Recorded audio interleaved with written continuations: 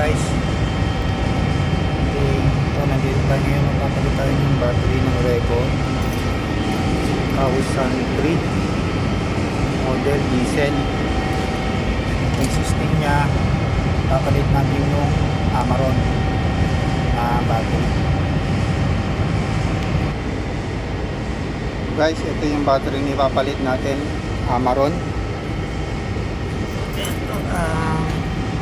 Yung details, model 95D 26L 65, CCA nya 600, 115 plus dito guys.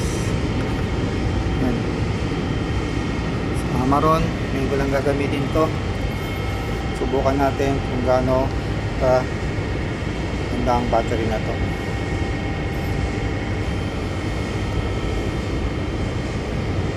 So guys, ngayon tinetest natin yung battery using this Lancol.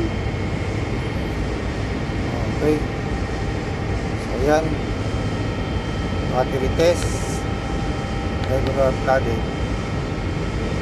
Okay, CCA nya, okay,